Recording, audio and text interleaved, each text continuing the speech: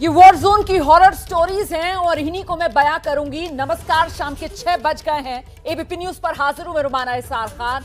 इससे पहले मैं खास पेशकश की तरफ रुख करूं। इस वक्त की बड़ी खबर युद्ध भूमि से आ रही है। यूक्रेन के चेरनिगोव में एक बड़ा धमाका हुआ है।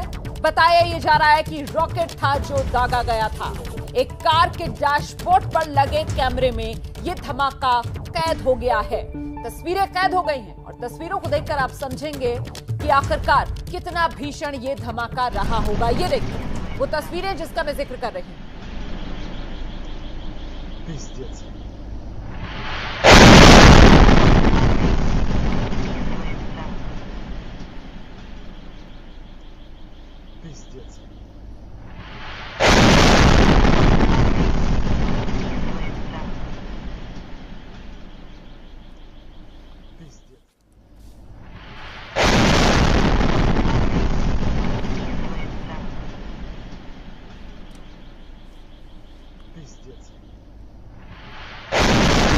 चेरनिगोव की ये तस्वीरें आपके सामने है। यहां रॉकेट से हमला किया गया और उसके बाद धमाका, धमाके के बाद ये धुएं का गुबार, आग का गोला, फिर धुएं का गुबार आसमान की तरफ उठता हुआ और जो भी इसकी जद में आया सब कुछ तहस नहस। काफी दूर खड़ी गाड़ी, डैशबोर्ड में लगा कैमरा जिसमें ये धमाका कैद हुआ और आप देखिए किस तरीके से कंपन जो है वो कई किलोमीटर दूर तक महसूस की गई है। गाड़ी हिल गई, कैमरा हिला। आप अंदाजा लगा रहे होंगे इन तस्वीरों को देखकर कि आखिरकार कितना भीषण ये धमाका रहा होगा। तो करीब 178 घंटे रूस यूक्रेन के बीच जंग जारी है। आसमान से बम बरस रहे हैं, मिसाइलें दागी जा रही हैं और इन हालात के बीच वो भारतीय बच्चे जो वहीं यूक्रेन में घिरे हुए हैं, उनकी मनस्थिति क्या होगी, उनके दिलो दिमाग में क्या चल रहा होगा, उनमें इस वक्त किस तरीके की दहशत होगी। क्योंकि जब हम तस्वीरें देख रहे हैं तो यहां हजारों किलोमीटर दूर हिंदुस्तान में बैठकर हम दहशत में हैं, लेकिन जरा अंदाजा लगाइए इस वक्त यूक्रेन में फंसे भारतीय बच्चों पर क्या बीत रही होगी। ये उनके सिवाय और कोई जान नहीं सकता। इसीलिए हमने वॉर जोन में घिरे बच्चों से सीधे संपर्क किया है ताकि उन्हीं की जुबानी इस वक्त उनके पूरे हाल बयां किए जा सके, उनकी बात, उनकी तकलीफ पूरा देश सुन सके, सरकार तक भी पहुंचे। यूक्रेन से रोमानिया पहुंच चुके हैं चित्रांश, वो हमारे साथ जुड़ रहे हैं। साथ में हमारे सेजल के पिता डॉक्टर विनय मौजूद हैं उत्तर प्रदेश के बरेली से। तो ये इस वक्त दो खास मेहमान जो हमारे साथ मौजूद हैं। सबसे पहले आपको लेकर चलते हैं चित्रांश के पास। चित्रांश जो है वो युद्ध भूमि से निकल चुके हैं, लेकिन कितनी मुश्किलों से चित्रांश, कितनी दुश्वारियां पेश आई यूक्रेन से यहां रोमानिया तक पहुंचने में।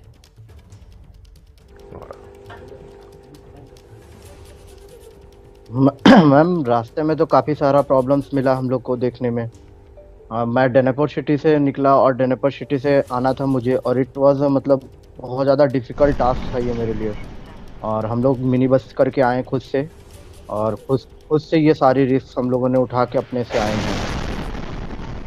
तो कितना किलोमीटर लंबा ये फासला था डेनेपर सिटी से जहां आप यूक्रेन रोमानिया बॉर्डर पर पहुंचे हैं?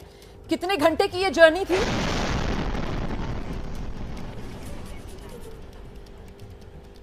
मैम जर्नी तो ये 20 घंटे की थी, लेकिन इस जर्नी को हम लोगों ने नियर अबाउट 26 टू 27 आवर्स में हम लोगों ने कंप्लीट किया है, क्योंकि बीच में भी बहुत सारे ऐसे एरिया थे जिसके लिए हम लोग को रोक दिया जाता था और काफ़ी सारा चेक पॉइंट बना था, जिसके कारण हम लोग को रुक के जाना पड़ रहा था हर जगह से। तो ये बताइए मुझे चित्रांश कि अभी रोमानिया में आप कहाँ हैं और जहां आप हैं वहां खुद को सुरक्षित महसूस कर रहे हैं?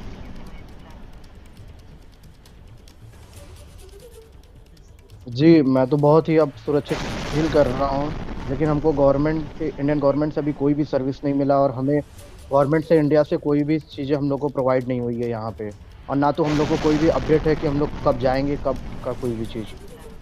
तो क्या आप वहां पर जो भारतीय दूतावास है उसके संपर्क में नहीं है?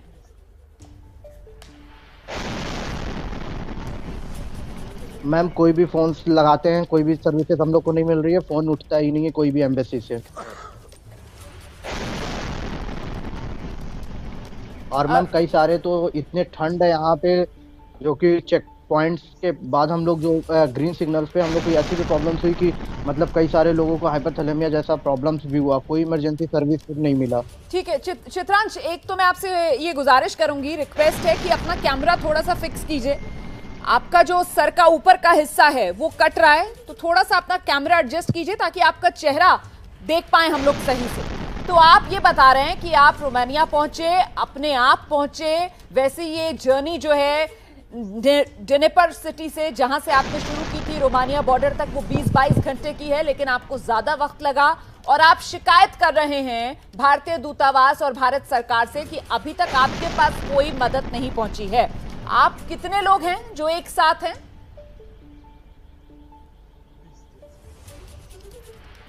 मैम यहाँ पे तकरीबन कई सारी यूनिवर्सिटी से लगभग हम लोग यहाँ पे 150 लोग हैं अभी यहाँ पे। और यहाँ पर क्या व्यवस्था है खाने पीने की आप लोगों के?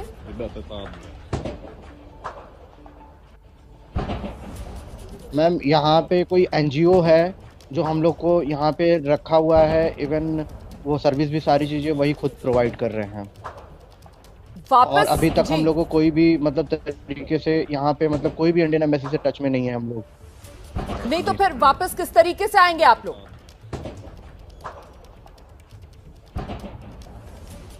मैम इसका अभी हम लोग को कुछ भी नहीं पता है। तो आप लोग दूतावास से संपर्क क्यों नहीं साध रहे हैं? क्योंकि विशेष विमान चल रहे हैं और वो बच्चे जो सुरक्षित पहुंच गए हैं, आप जैसे कि रोमानिया में हैं, बाकी यूरोपीय देश यूक्रेन से लगे हुए, वहां से तो स्पेशल फ्लाइट्स भारत सरकार की तरफ से चलाई जा रही हैं।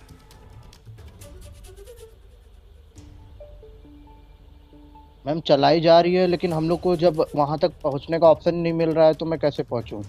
मैम फ्लाइट के लिए हम लोग को कोई भी डिटेल्स नहीं मिल रहा है। बहुत सारे फॉर्म्स हम लोग को मिलते हैं, ये भरो, तो हम लोग कंटिन्यूसली फॉर्म भी भर रहे हैं, लेकिन एम्बेसी से कोई रिस्पांस ही नहीं मिल पा रहा है हम लोग को। ना कॉन्टेक्ट करो तो कोई भी इमरजेंसी कॉन्टेक्ट में भी कोई नहीं बात कर पा रहा है। ठीक है, तो आप रोमानिया में अभी फिलहाल किस शहर में हैं?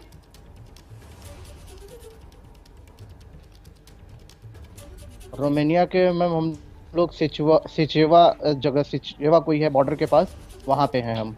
ठीक है, और फ्लाइट्स तो जाहिर सी बात है वो बुखारेस्ट से उड़ान भर रही होंगी, तो राजधानी बुखारेस्ट से कितने दूरी पर हैं आप? जी मैम ये लगभग यहाँ से 500 किलोमीटर है अभी। नहीं, मैं नहीं सुन पाई हूँ आपका जवाब, दोबारा बताइए चित्रांश। राजधानी बुखारेस्ट और आप जिस जगह में हैं उसमें कितना फासला है, और क्या यहाँ पर आप लोगों का जो मूवमेंट है वो रिस्ट्रिक्टेड है? 500 किलोमीटर। 500 किलोमीटर, और बाहर आने जाने की इजाजत नहीं है? मैम मूवमेंट तो रिस्ट्रिक्टेड नहीं है, लेकिन 500 किलोमीटर का डिस्टेंस। जी ठीक है, हम उम्मीद कर रहे हैं कि आपकी बात जो है वो भारत सरकार सारी चीजें अवेलेबल हो, भारत सरकार तक आपकी बात पहुंच रही हो। इस बीच एक बड़ी खबर मैं दर्शकों के साथ साझा करना चाहती हूं कि एमईए की तरफ से एक आंकड़ा जारी किया गया है। विदेश मंत्रालय की तरफ से कहा जा रहा है यूक्रेन से अब तक 18,000 भारतीय निकाल लिए गए हैं। पिछले 24 घंटे में 15 उड़ानें जो कई सौ बच्चों को लेकर आई हैं हिंदुस्तान सुरक्षित। देखिए 18,000 वो आंकड़ा है जो फिलहाल यूक्रेन युद्ध भूमि से बाहर निकल चुका है। With the French Foreign Minister Jean-Yves Le Drian and the Foreign Minister of Estonia, Ms. Eva-Marie Limets. Separately, of course, the Foreign Secretary also spoke to the Deputy Foreign Minister of Ukraine, again on the modalities of getting our students out, particularly from near Kharkiv, from Pisochin. It's the 24 hours usually. If I have missed out something just above the 24-hour mark, please do let me know. But the crowd on the western borders, that is the overall crowd, I don't mean only Indians, continues to fluctuate. We discussed the border with Poland yesterday. Movement was very smooth, but over the night, in the early morning, it was clogged. So some students took more time. As I just came in, I was given a report that the situation has improved there. So it's very difficult. You see a lot of videos and stories. So it goes up and down. A movement has been steady and progressing well across the Hungarian, Slovak and the Romanian borders. And of course, thankfully, the overall number of Indians on the western borders waiting to cross has actually reduced sharply, as the numbers indicate. We have only a movement from about 17 to 18,000. So there aren't that many now ready on the western borders waiting to cross.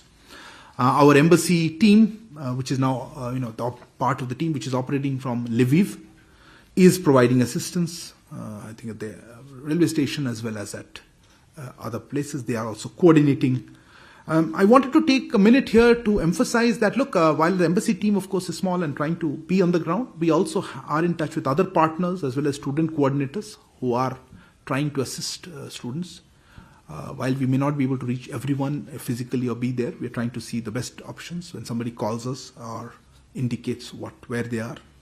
This is the process that's going on, and as I have mentioned repeatedly, our embassies, our strength teams have been increased, augmented, and I'm happy to see that this large number of people have been able to cross over. Just a word on the humanitarian assistance that we have been providing or promised, announced. I think the first tranche, of course, went yesterday morning, and then subsequently, I understand, those three tranches went to Poland. So first tranche, and then two more. One was a C-17, I think, and the fourth one has reached Romania. तो विदेश मंत्रालय की तरफ से ये press conference करके जानकारी साझा की जा रही है कि करीब 18,000 भारतीय जिन्होंने यूक्रेन के जो पश्चिमी सीमा है वहां से बॉर्डर क्रॉस कर लिया है और अब वो बच्चे सुरक्षित यूरोपीय देशों में पहुंच चुके हैं। और यहां पर भी जो बच्चे निकलकर यूक्रेन से पहुंचे हैं, इनकी तादाद अब कम हो रही है तेजी से, क्योंकि बहुत सी फ्लाइट्स जो हैं वो इन यूरोपीय देशों से वापस भारत पहुंच रही है। और इस बीच हमारे साथ वहीं यूक्रेन से जुड़ रहे हैं छात्र फैसल। आज दिन में भी हमने फैसल से बात की थी, एक बार फिर से फैसल हमारे साथ मौजूद हैं और फैसल जो है वो इस वक्त सुमी में है। फैसल से जानते हैं कि फिलहाल सुमी में किस तरीके के हालात हैं। फैसल, मैम अभी सुमी में हालात, अभी यहाँ पे फायरिंग हो रही है, यहाँ पे बम्बार्डिंग हो रही है। हम अभी बंकर से आए हैं मैम। यहाँ पे सिचुएशन दिन पर दिन यहाँ खराब होता जा रहा है मैम। यहाँ 900 इंडियन छात्र हम लोग स्टक हुए हैं। अभी बहुत सारे स्टूडेंट हैं, अभी वो लोग बंकर में हैं और हम लोग कुछ स्टूडेंट अभी रूम में हैं। तो 900 छात्र आप बता रहे हैं जो सुमी में फंसे हुए हैं फिलहाल। तो आप लोग कहाँ हैं? किसी एक बिल्डिंग में आप लोग रह रहे हैं? कहाँ पर रह रहे हैं? कहाँ शरण ली हुई है आप लोगों ने? मैम हमने ऐसा किया है कि हमारे जो कॉन्ट्रैक्टर होते हैं उन्होंने एक हॉस्टल कैंपस में सारे बच्चे जितने इंडियन हैं हमें एक हॉस्टल कैंपस में रखा गया है। और वहां पर इंतजाम किस तरीके के हैं? खाने पीने की कोई दिक्कत तो नहीं आ रही है फिलहाल? मैम जो बच्चे बाहर के हॉस्टल से आए हैं उनके लिए एक बच्चे में ही एक लीडर चुन के उनको खाना दिया जाता है। जो बच्चे इस हॉस्टल में पहले से रहते थे जैसे हम लोग, तो हमें आज कॉन्ट्रैक्टर की तरफ से अफजल सर, उन्होंने मुझे आज खाने के लिए दिया है, जैसे अंडा और आलू। जी फैसल, भारत सरकार की तरफ से कहा जा रहा था कि आप यूक्रेन में जहां पर भी हैं कोशिश कीजिए कि आप वहां से निकलें और पश्चिमी हिस्सा जो है यूक्रेन का वहां पहुंचे। अभी कुछ देर पहले हम बता रहे थे और एक बार फिर से जरा हमें रुक करना पड़ेगा। विदेश मंत्रालय की तरफ से प्रेस कॉन्फ्रेंस रूस के तरफ से प्रधानमंत्री के बात करने के बाद और उसके बाद हमने रात में देखा यूक्रेन साइड से। देखिए हमने तो उसमें एक बयान दे चुके हैं, मुझे और कोई एडिशनल कुछ नहीं है। मैं सिर्फ दोहरा सकता हूं जो हमने कहा था उसमें कि हमारे जितनी जानकारी है ऐसा कोई हॉस्टेज सिचुएशन नहीं है और हम ऐसा कोई रिपोर्ट नहीं है और हम कोऑर्डिनेट कर रहे हैं यूक्रेनियन साइड से भी कि उनका कोई स्पेशल ट्रेन वगैरह हो जाए। मैंने जैसे कहा फॉरेन सेक्रेटरी ने कल रात लेट नाइट पे बात की थी डिप्टी फॉरेन मिनिस्टर से कि कोई स्पेशल ट्रेन या और कोई सुविधा हो निकालने के लिए, क्योंकि अब वो आ गए हैं पश्चिम की तरफ, अब वो हैं पिसोचिन जगह में हैं और हम रूस के साथ तो बिल्कुल कांटेक्ट में ही, उनके इनपुट से ही ये हुए थे। तो ये सिचुएशन अभी है। उन्होंने क्या जारी किया, कैसे किया, इस पे तो मैं टिप्पणी नहीं कर पाऊंगा, पर हमने हमारा जो पर्सपेक्टिव है उस तरफ से हमने ये शेयर किया था। Kamaljeet, you talked about how many in conflict zone. Look, that's a very difficult question to answer for both reasons. A, how do you define what is a conflict zone in itself? And B, as we are saying, this is all an estimate. As we have been saying, let's look at the overall numbers. We had initial registrations of about 20,000 people. We estimate, as I said, 18,000 are out. But clearly, people did not all not everybody registered clearly, because if 18,000 have come out and we know for sure that there are more than a couple of thousand people, 1,000 in Pisochin and there are others. So I think that number will be a little higher. If we focus on specifically the cities, as I said, we estimate few hundred people still remain in Kharkiv, despite or following our advisory and the deadline. I want to add that we understand that trains are running from there, and people over the night who couldn't walk to Pisochin actually took the trains. If that situation continues, we would urge people, subject to their safety because there's a shelling and fighting, if they could come, perhaps to take the train or some other mechanism and leave would be perhaps the best way. So that's one area of concern and focus. Sumi जिक्र किया था, and same goes here. I think मेघना जी आपने कहा था सुमी में भी हम उसको चेक कर रहे हैं कितने लोग हैं स्पेसिफिकली अभी बाकी. उसका भी कुछ फ्यू हंड्रेड्स होंगे वहां पे भी. वहां पे सिचुएशन थोड़ा डिफरेंट है क्योंकि वहां पे अभी उसका कोई क्या रूट क्या है उसमें भी कोऑर्डिनेशन है. हम देखिए हमारे जो प्रायोरिटी है वो है कि स्टूडेंट्स को किस तरह से निकालें. इसके लिए हम सबसे कांटेक्ट में हैं. कोई भी रूट चल सकता है हमारे लिए, जो सबसे सेफ इजी रूट हो उसको हम लेंगे. कल खार्किव में ये रूट मिला, हमने लिया. सुमी में कोई और रूट मिल जाए हम वो लेंगे, आपको जानकारी देंगे उसमें. उमाशंकर जी कह रहे थे कि रूस के ट्रांसपोर्ट प्लेन का, देखिए ये सब डिटेल्स हैं जिसमें मैं कह नहीं पाऊंगा एग्जैक्ट क्या हो रहा है, पर हम उनके साथ बातचीत में तो हैं. अगर वो ऐसी स्थिति आई कि वो निकल पाए उस जगह से और जहां जा पाए जहां से ट्रांसपोर्ट प्लेन से जाएं या बसेस से जाएं. पर देखिए ट्रांसपोर्ट प्लेन उस एरिया में तो पता नहीं क्या हो रहा है, पर एक बार बाहर निकल गए यूक्रेन से तो हम भी प्लेन भेजने के, हमारी एयरफोर्स की तो प्लेन जा ही रही हैं, तो वो ऑप्शन हमेशा रहती हैं. पर अभी दिक्कत यह है कि उनको जहां पे हैं वहां से एक सुरक्षित स्थान पे लाएं, फिर वहां से उनको किसी भी बॉर्डर पे ले जाएं. ऐसा जरूरी नहीं है कि उनको लिविव के साइड पे ही जाए. अगर पास पड़े रोमेनियन बॉर्डर, मोल्डोवन बॉर्डर, उस तरह रूस के बॉर्डर पे अभी तक कोई मूवमेंट हुआ नहीं है क्योंकि वहां पे कॉन्फ्लिक्ट चल रहा है. Okay, let me take next round of question. सिद्धांत. तो विदेश मंत्रालय के प्रवक्ता अरिंदम बागची को आप सुन रहे थे, जिनकी तरफ से कहा जा रहा है कि कोई भी भारतीय छात्र यूक्रेन में बंधक नहीं बनाया गया है. अलग अलग सूत्रों से इस तरीके की खबरें जरूर आ रही थी, लेकिन उसे उनकी तरफ से खारिज कर दिया गया है. साथ ही वो कह रहे हैं कि यूक्रेन के प्रशासन से गुजारिश की जा रही है कि वो स्पेशल ट्रेन चलाएं, और सुमी में जो छात्र फंसे हुए हैं इसके बारे में भी जानकारी है भारत सरकार को, और उनके लिए भी रूट बनाने की नया कोशिश की जा रही है. तो रूस यूक्रेन युद्ध जो 8वें दिन में पहुंच चुका है, और इस बीच युद्ध भूमि से जुड़ा हर एक अपडेट आपका चैनल एबीपी न्यूज आप तक पहुंचा रहा है. इस वक्त मैं आ गई हूं हमारी एलईडी वॉल पर, क्योंकि मैं आपको जानकारी देना चाहती हूं कि आखिरकार अभी तक यूक्रेन से कितने लोग जो हैं वो बाहर निकल चुके हैं. लेकिन उससे पहले एक बड़ी खबर आ रही है विदेश मंत्रालय के हवाले से. यह खबर है स्पेशल ट्रेन के लिए यूक्रेन से बात कर रहा है विदेश मंत्रालय. यूक्रेन के सुमी के हालात पर भी विदेश मंत्रालय की नजर बनी हुई है. ये अब से कुछ ही देर पहले जो अरिंदम बागची विदेश मंत्रालय के जो प्रवक्ता हैं उनकी तरफ से जो बातें कही जा रही थी, वही बड़ी खबर मैं आपको बता रही हूं. अरिंदम बागची ने ये जानकारी दी है कि साहब अभी तक 18,000 भारतीय जो हैं वो सुरक्षित बाहर निकल चुके हैं. मतलब वॉर जोन यूक्रेन जो है वहां से वो बाहर निकल चुके हैं. अब जरा जल्दी से नक्शा ले आइए. ये जो आप देख रहे हैं यूक्रेन देश, अब यूक्रेन में क्योंकि रूस के साथ पिछले 8 दिन से जंग छिड़ी हुई है, ऐसे में यूक्रेनियंस कौन कहां गया है, कितनी संख्या में, कहां कितने शरणार्थी. यूएन की तरफ से जो आंकड़ा आ रहा है उसमें कहा जा रहा है कि अब तक करीब 1 मिलियन मतलब करीब 10 लाख लोग जो देश छोड़ चुके हैं. और देश छोड़कर अपना ये यूक्रेनियंस कहां कहां जा रहे हैं, नक्शे के जरिए आप समझ सकते हैं. सबसे ज्यादा तादाद यूक्रेनियंस की अभी तक पोलैंड पहुंच चुकी है.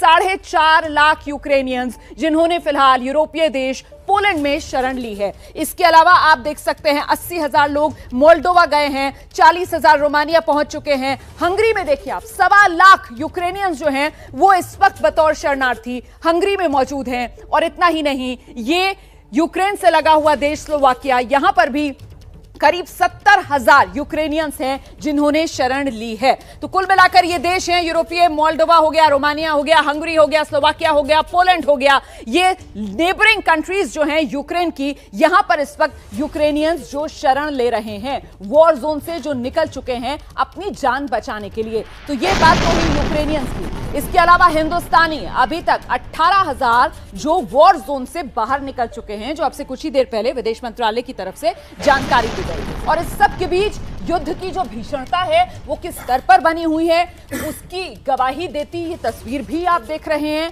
अब से कुछ देर की ये तस्वीर है, चर्निगोव से ये तस्वीर आई है और एक गाड़ी के डैशबोर्ड में लगे कैमरे में ये तस्वीर कैद हुई है। आप अंदाजा लगा सकते हैं कितना भीषण ये धमाका रहा होगा। गाड़ी भी हिल गई, कैमरा जो गाड़ी में लगा था वो पूरी तरीके से हिल गया और ये भीषण धमाका। तो कुल मिलाकर ये धमाके अलग अलग शहर इसकी चपेट में आ रहे हैं। रूस की तरफ से प्रहार जो है वो और तेज होता हुआ नजर आ रहा है। कर्नल दानवीर जी हाँ, आप देख रहे हैं कि कितनी ज़बरदस्त बम्बार्डमेंट की गाड़ी चल रही है और एकदम उसको रुकना पड़ गया। और क्या ज़बरदस्त बम्बार्डमेंट है। और एक नहीं, मेरे ख्याल से एक दो गोले एक साथ गिरे हैं। इनफैक्ट दो गोले एक साथ गिरे, एक घर की छत पर और एक घर की साइड में। तो ये बम्बार्डमेंट है, ये मोस्ट लाइकली आर्टिलरी की बम्बार्डमेंट लग रही है। और युद्ध तो जैसा हम जान रहे हैं कि धीरे धीरे वो शहर के अंदर घुसते जा रहा है और काफ़ी नुकसान रिहायशी इलाके और इन सब जगह पे हो रहा है। और ये भी रिहायशी इलाका है। और ये जो विजुअल्स दिखा रहे हैं ये बड़े इंटरेस्टिंग विजुअल्स हैं लड़ाई के, in a sense interesting in a sense कि ये एक एयरफील्ड है और ये एक हैंगर है। हैंगर मोस्ट लाइकली ऑब्वियसली ये यूक्रेनियन एयरफील्ड है। और ये जो गोल सा जो दिख रहा है ये एक हैंगर है। और जितनी भी एक गाड़ियाँ खड़ी हैं इनके ऊपर ये सब यूक्रेनियन गाड़ियां हैं। नहीं, गाड़ियों पे जो साइन है वो बता रहा है कि रशियन गाड़ियां वहां पर पहुंची हैं। तो और मतलब यहाँ धमाका करने के बाद रशिया ने इस इलाके को अपने कब्जे में ले लिया है। और ये गाड़ियां खड़ी हैं, ये हाई यूटिलिटी व्हीकल्स हैं, क्राज, माज और यूराल, ये सब गाड़ियां हैं, बहुत ही ऑल टेरेन व्हीकल हैं। तो ये सब खड़ी हुई हैं। सर 8वां दिन है आज इस युद्ध का और युद्ध जो है वो खत्म होने का तो कहीं पर भी कोई उम्मीद दिखती नजर नहीं आ रही है। तो आखिरकार आपको क्या लगता है ये संकट किस दिशा में आगे बढ़ रहा है? दूसरे दौर की बातचीत होनी थी, उसके लिए अभी तक तो दोनों देश आमने सामने आए नहीं है। मैं आपसे जवाब लूंगी, लेकिन इस बीच मुझे जानकारी मिल रही है कि बड़ी खबर आ रही है। ब्रेकिंग न्यूज जल्दी से ले आइए, स्क्रीन पर आ गई है। लोगों को निकालने पर यूक्रेन की रूस से बात हुई है, क्रॉसिंग कॉरिडोर बनाने को लेकर बात हुई है। रूस और यूक्रेन के बीच में बातचीत हुई है। देखिए, यूक्रेन ने रूस से बातचीत का दावा किया है। यह दावा जो है वो यूक्रेन की तरफ से किया जा रहा है। यूक्रेन की तरफ से यह दावा किया जा रहा है कि यूक्रेन ने रूस से बात की है, लोगों को निकालने के लिए क्रॉसिंग कॉरिडोर बनाने को लेकर बातचीत हुई है। इससे पहले रूस की तरफ से कहा जा रहा था, रूस यह दावा कर रहा था कि यूक्रेन की जो सेना है वो दूसरे देशों के नागरिकों को अपने देश से निकलने नहीं दे रही है, उन्हें बंधक बनाकर रख रही है। हालांकि भारत सरकार की तरफ से इस तरीके के दावे को अपने नागरिकों को लेकर सीधे तौर पर खारिज कर दिया गया है। लेकिन मुझे लगता है कर्नल दानवीर अगर बता पाएं कि आखिरकार ये जो कहा जा रहा है क्रॉसिंग कॉरिडोर, इसका मतलब क्या है? जी हाँ, ह्यूमैनिटेरियन ग्राउंड्स पर इस तरीके के कॉरिडोर हिस्ट्री के अंदर बहुत सारी मिसालें हैं कि जब इनोसेंट सिविलियंस को या जान माल की ज़्यादा नुकसान ना हो, इनोसेंट सिविलियंस जो क्रॉस फायर में ना फंसें, उनको निकालने के लिए इस तरीके के कॉरिडोर बनते हैं। और मेरे ख्याल से ये बहुत ही एनकरेजिंग पॉइंट है कि दोनों मुल्कों के बीच में ये बात हुई है कि हमें ह्यूमैनिटेरियन पॉइंट ऑफ व्यू से इस तरीके का एक कॉरिडोर बनाना चाहिए जहाँ से हम मासूम लोगों को निकाल सके। तो क्रॉसिंग कॉरिडोर अगर यूक्रेन में बनता है तो वहां पर दुनिया भर के आए लोग भी हैं और साथ ही साथ यूक्रेन के अपने नागरिक भी हैं। तो ये नॉर्मल सिविलियंस के लिए, चाहे वो यूक्रेनियन नागरिक हो या फिर विदेशों से आए हुए लोग जो यूक्रेन में बसे हुए, सबके लिए होगा ये। एब्सोल्युटली होगा। और इसमें देखने वाली बात ये होगी कि क्या ये कॉरिडोर कीव और लवीव की तरफ जाएगा या ये रूस की तरफ जाएगा।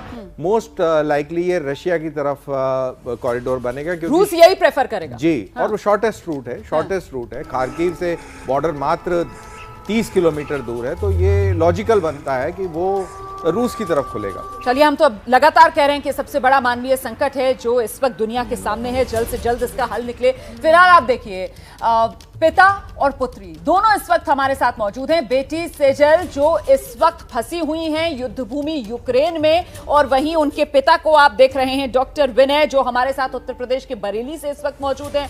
डॉक्टर विनय, पहले सेजल का ही हालचाल जान लेते हैं। सेजल, कैसी हैं आप? सुरक्षित हैं? जी हाँ जी सेजल, आपके साथ अभी सेफ है हम लोग। चलिए, अच्छा लगा सुनकर कि आप सुरक्षित महसूस कर रही हैं। अभी कितने लोग हैं आपके साथ? किस हाल में हैं आप? खाने पीने की कोई समस्या तो नहीं हो रही है जहां पर आप हैं? 500 से 600 स्टूडेंट्स हैं हम लोग, और हाँ अभी खाने पीने की तो कोई दिक्कत नहीं है होती। ठीक है, कुछ आपको यहाँ से निकालने के लिए कोई प्लान जिसके बारे में आपको जानकारी दी गई हो भारतीय जो एम्बेसी है उसकी तरफ से? नहीं, अभी कोई न्यूज़ नहीं है कि कैसे इवैक्यूएशन होगा, क्या होगा, अभी हमें कुछ नहीं पता है। बस हमें यहाँ स्टे करने के लिए बोला गया अभी तो फिलहाल के लिए। तो सेजल, आप खार्किव में थी ना, फिलहाल आप कहाँ हैं? खार्किव से आप कहाँ निकली? अभी हम लोग खार्किव का बॉर्डर क्रॉस करके एक पिसोचन विलेज है, हम वहाँ पे हैं अभी। ये आप लोगों ने तभी फैसला लिया यहां से निकलने का जब कल भारत सरकार की तरफ से एडवाइजरी जारी की गई कि खार्किव में जितने भारतीय हैं वो खार्किव के समय के मुताबिक शाम 6 बजे तक खार्किव छोड़ दें? जी हाँ, जब 2:30-3 बजे यहाँ के टाइम के हिसाब से एडवाइजरी आई थी तब हमने डिसाइड कर लिया था कि हम वहाँ से निकल जाएंगे। ठीक है, आपके पिता भी हमारे साथ मौजूद हैं। डॉक्टर विनय, यकीनन राहत महसूस कर रहे होंगे आप जानकर कि बेटी सुरक्षित है और बेटी आपकी पिसोचन में है। अभी विदेश मंत्रालय की तरफ से जो प्रेस कॉन्फ्रेंस हो रही थी उसमें विदेश मंत्रालय के प्रवक्ता अरिंदम बागची ने बाकायदा पिसोचन का नाम लिया, बोला हम जानते हैं हमारे 1000 बच्चे वहां पर हैं और जल्द से जल्द उनको वहां से सुरक्षित भारत लाया जाएगा। आपको कोई जानकारी है किस तरीके का इन लोगों का इवैक्यूएशन प्लान बन रहा है? नहीं मैम, इस तरह की कोई जानकारी हमको नहीं है। इवैक्यूएशन का क्या प्लान है ना मुझे पता, ना शायद मेरी बच्ची को पता है इस बात को लेकर। जी, अथॉरिटीज के साथ आप भी संपर्क में हैं क्या, या आप सिर्फ अपनी बेटी के साथ संपर्क में हैं? नहीं मैम, अथॉरिटीज के साथ हम भी संपर्क में हैं। यहाँ लोकल अथॉरिटीज के साथ भी हम लोग संपर्क में हैं। यहाँ के डीएम लेवल पर, एसडीएम लेवल पर, तहसील लेवल पर हम लोग सभी लोग कांटेक्ट में हैं। अच्छा, कल जब खार्किव के लिए एडवाइजरी भारत सरकार की तरफ से जारी की गई तो आपकी तो बच्ची खार्किव में फंसी हुई थी, कल का दिन तो बहुत भारी रहा होगा। मैम बिल्कुल, कल लाइफ का ऐसा हेक्टिक दिन कभी नहीं रहा मेरे लिए। कल तो ये थे कि शरीर एक तरफ है, प्राण एक तरफ है मेरे। जी, अपनी बेटी को आप कुछ कहना चाहेंगे? वैसे तो यकीनन आप लोग लगातार फोन पर टच में होंगे, हम जानते हैं इस बात को, लेकिन एबीपी न्यूज के माध्यम से अपनी बेटी को कोई संदेश देना चाहेंगे? जी मैम, मैं अपनी बेटी से कहना चाहूँगा, वो एक देश की एक बहादुर लड़की है और इस बहादुर लड़की को मैं और मेरा दिल तो मेरा परिवार सलाम करता ही है।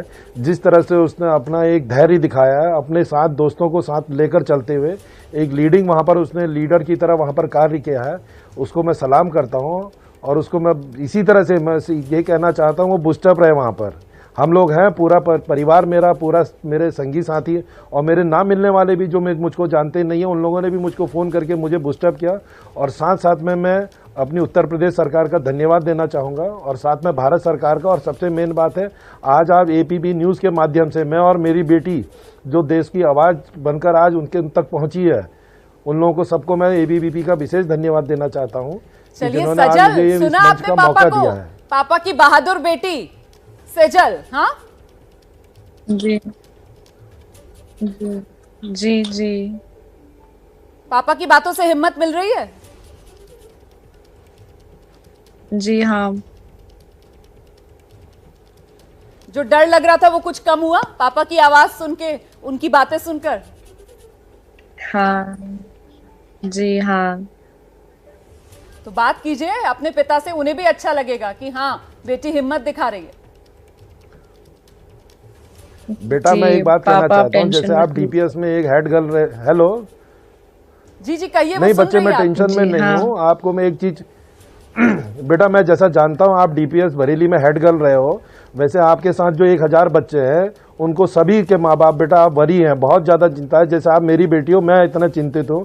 आपके साथ जो बच्चे हैं वो भी, उनके माँ बाप भी मेरे साथ टच में हैं और मैं सबको चाहता हूँ कि आप सबको साथ लेकर इंडिया बेटा आप आना है। हमने अभी एक छात्र खोया है, अब हमारे किसी माँ बाप के पास ये हिम्मत नहीं है कि किसी को हम खो पाए। और मैं चाहता हूँ कि बेटा आप एज ए लीडर करके वहाँ से आप निकलो और बड़ी हिम्मत के साथ, मैं मॉर्निंग से आपको देख रहा हूँ कि आप बड़े हिम्मत के साथ सबको धैर्य बनाकर अपना पूरा एक लीडरशिप आपने जो रखी है वहाँ पर 1000 बच्चों के साथ, उस 1000 बच्चों की तरह आप बेटा लेकर आओ। बस मेरी यही है कि मेरी एक बहादुर बेटी इस देश का नाम रोशन करे, 1000 बच्चों के साथ वो वहाँ से निकले। बेटा मेरे साथ आप बेटा वर्ड्स मेरे ध्यान रखना, आपके साथ मैं, मेरे साथ जो 1000 माँ बाप के बच्चे जुड़े हैं, वो जो आपके साथ बच्चे हैं उन बच्चों को आप लेकर आओ बेटा वहाँ से। यू आर माई बस बेटा, ब्रेव कर लो, बहुत बहादुर लड़की हो। जो बच्ची जिंदगी में 1 किलोमीटर नहीं चली है वो कल 40 किलोमीटर पैदल चली, आज बेटा प्राउड ऑफ यू। हाँ पापा। हेलो, हाँ बेटा, और बिल्कुल वो मत हो ना, कोई बात नहीं है, तो जंग है बेटा, ये ब्लडी जंग है बेटा, ये जंग में सब कुछ होता है, बस ध्यान रखना अपना, और आपको आना ही है वहाँ से। ये तो ब्लडी जंग में है जिसमें आप फंस गए हो बेटा। और मैंने आपको हमेशा बोला, जिंदगी में हमेशा एक चीज़ आपके साथ रहती है, दिल एक बार धोखा दे जाए कोई बात नहीं बेटा, दिमाग हमेशा आप खोल कर रखो। दिमाग ऐसा है बेटा, आपको हमेशा सही रास्ता दिखाएगा, दिल एक बार धोखा भी दे जाएगा। और अपना आँख और दिमाग खोल कर रखोगे, आप हमेशा टारगेट अचीव करोगे। और ये आज की डेट में आपकी लाइफ का सबसे बड़ा टारगेट ये है कि आप इंडिया कैसे आओगे आप। बहुत बड़ी बात है, बहुत बड़ी बात है। एक पिता का मार्गदर्शन है अपनी बेटी के लिए, और न सिर्फ अपनी बेटी के लिए बल्कि उन तमाम छात्रों के लिए जो इस वक्त यूक्रेन युद्ध भूमि में फंसे हुए हैं।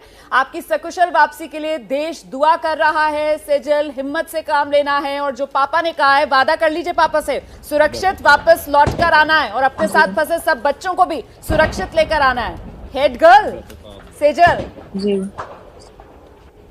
जी, आप डीपीएस की बेटा हेड गर्ल रही हो, तो आपको लाना ही लाना है जी। और बेटा आप धन्यवाद बोलो एपीबीपी को, न्यूज़ वालों को, जो आज हम दोनों एक दूसरे लाइव आए हुए हैं। नहीं, हमें धन्यवाद की जरूरत नहीं है। हमारे लिए तो सबसे खुशी का दिन वो होगा जब सेजल और जितने बच्चे फंसे हुए हैं यूक्रेन में वो सभी सुरक्षित वापस लौटेंगे। आप दोनों का बहुत बहुत शुक्रिया हमारे साथ जुड़ने के लिए। और अब इस वक्त की बड़ी खबर जानिए आप। अभी भी यूक्रेन के अंदर जो बच्चे फंसे हुए हैं उन्हें लेकर भारत सरकार जो है वो लगातार नजर बनाए हुए है। इस बीच नई एडवाइजरी खासतौर से उन छात्रों के लिए जो अभी भी खार्किव में फंसे हुए हैं, खार्किव में रह रहे छात्रों के लिए भारत सरकार की तरफ से एडवाइजरी जारी की गई है कि जल्द से जल्द अपनी जानकारी जो फॉर्म है उस पे भर दें और इसके बारे में भारत सरकार को अवगत कराएं। तो खार्किव में अपनी मौजूदगी के बारे में भारत सरकार को फॉर्म भरकर अवगत कराएं। ये एडवाइजरी खार्किव में फंसे भारतीय छात्रों के लिए भारत सरकार की तरफ से जारी की गई।